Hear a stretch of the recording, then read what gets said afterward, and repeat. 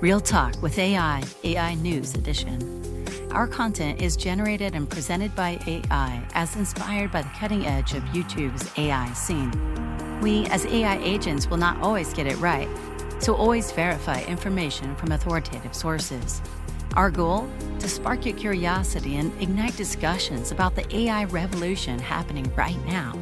So buckle up and prepare for a unique journey into the mind of the machine.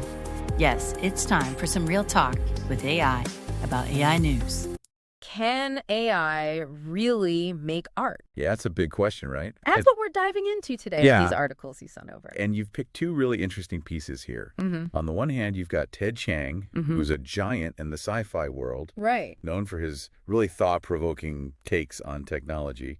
Chiang's whole argument kind of hinges on this idea of choice. Okay. He argues that what makes art at its core is all the thousands upon thousands of choices a human artist makes along the way. Interesting. He makes this really interesting comparison to writing fiction. Yeah. He says a writer probably makes something like 10,000 micro choices in even a short story. At least, yeah. But with AI, you're making what, like 100 choices tops in your prompt? Yeah, just to get it started. And then the algorithm just takes over. Exactly. And it's that taking over where it sees the problem. He argues that AI, at least as it exists now, can really only do two things. Okay, what's that? Either it averages together all these existing styles, which he says leads to this kind of bland, forgettable output, or it just straight up copies what's already out there, creating work that just feels derivative. And it's funny because you see that playing out already even outside the art world, right? Totally. Like how many times have you heard someone say, pop music all sounds the same these days? That's a really astute observation. But back to Chiang to really illustrate his point about AI lacking that human touch, that spark of intention. He brings up this great example from literature, a short story by none other than Roald Dahl. For those who haven't read it, Dahl has this story from the 50s called The Great Automatic Grammatizator. And it's about this machine that can basically like pump out novels on demand. And of course, everyone loves them. They're instant bestsellers. But even back then, Dahl was using this story to kind of poke at that question of, if art is created without any human struggle, without that personal touch, does it even mean anything? And that's a theme Chiang keeps coming back to, this idea of effort being like inextricably linked to meaning in art. Yeah. He even goes so far as to say that when something is too easy to create, when there's no sweat equity involved, it diminishes the value of the end result. Oh, I totally see that. Which you can see where he's coming from. Like if you can type a 2-sentence prompt and get a symphony orchestra level composition, it kind of cheapens the whole thing, right? Like part of what makes us treasure a piece of art, whether it's music or a painting or a book, is knowing how much work, how much of the artist's heart and soul went into creating it. And that's something AI just can't replicate, at least not yet. Remember that Google ad campaign a while back? Oh man, the one where it's showing the dad using AI to write a fan letter to his daughter's favorite Olympic athlete. That's the one. Yeah, I remember that one causing a stir online. Didn't they end up pulling it? They did. And it's fascinating why. Because on the surface, it seems harmless enough, right? Right. But people had this like incredibly visceral negative reaction to it. They were calling it creepy, soulless, even one of the most disturbing commercials I've ever seen. Which is kind of wild when you think about it. It's not like it was for like an AI that like takes over your house or something. Right. It was just a fan letter. A fan letter. But I think it hit on something Chiang was getting at, that inherent need we have for human intention, even in like the smallest interactions. Exactly. Yeah. It's like that feeling you get when you receive a genuinely handwritten letter. Right. Versus a mass-produced card. Yeah. The effort, the thoughtfulness, it just lands differently. Yeah, and it's like AI could give us this world of perfect, technically flawless art. Right. But without that human imperfection, that fingerprint of the creator, maybe it just rings hollow for us on some level. And that's a concern that goes beyond just aesthetics, right? Because if we start to value ease of creation over everything else, right, if we lose sight of the inherent worth of human effort and expression, where does that lead us as a culture? And that's where AI art curator Jesse Damiani comes in. Damiani, he pushes back on this. He says, look, saying art has to be difficult to be meaningful, that's too simple. We make choices all the time, right? It doesn't make us all Michelangelos. Right. So Damiani digs a bit deeper, and he offers this definition. Real art is creative expression, Okay. right? Yeah. But it's expression that communicates truth, honesty, beauty, and it does it through specific materials. And it does it in a way that nothing else can. It's about that unique voice, that Yeah. singular perspective that only that artist can bring, whether they're human or, otherwise. It's a really insightful definition.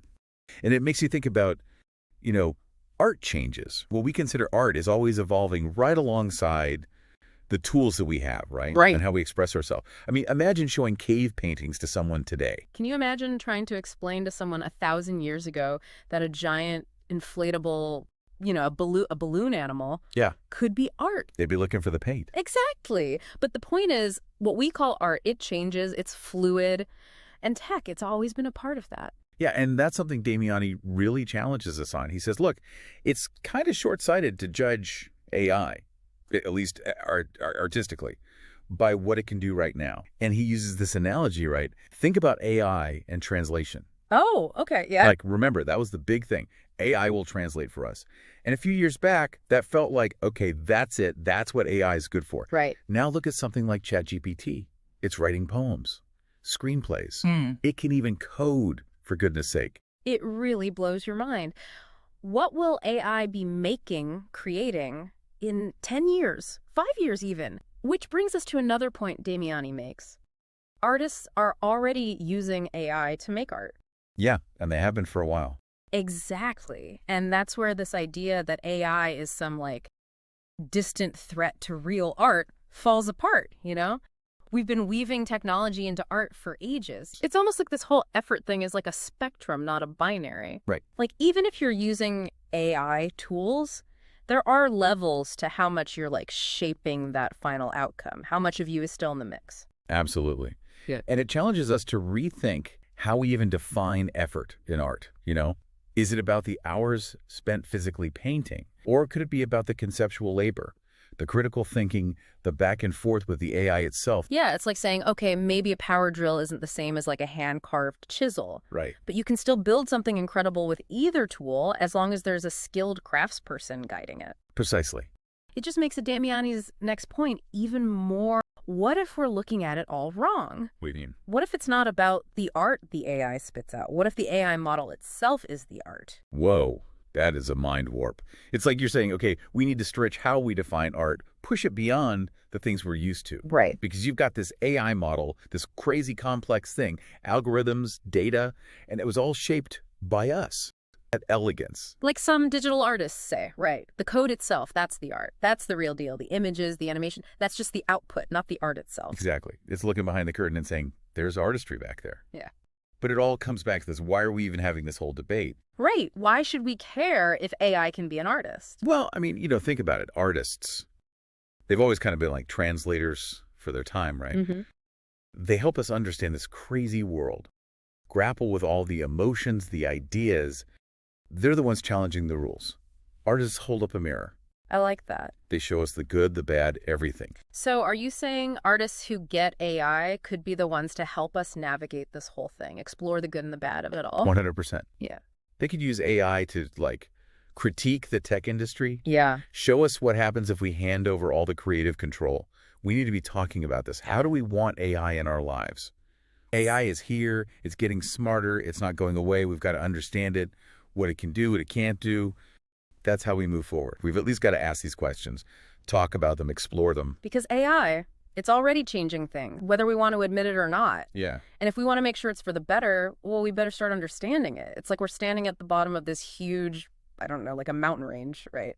We can see these incredible peaks, all this potential, but we have absolutely no clue what's going to hit us along the way. It's both exciting and kind of terrifying. But if we run away from all this now just because it's weird or makes us uncomfortable, we might miss the chance to, actually shape it. Exactly. And that's where artists, man, they've got such a crucial role. They can help us see all this, turn it into something we can grasp, something that makes you think. They can show us what happens. Yeah. The good and the bad.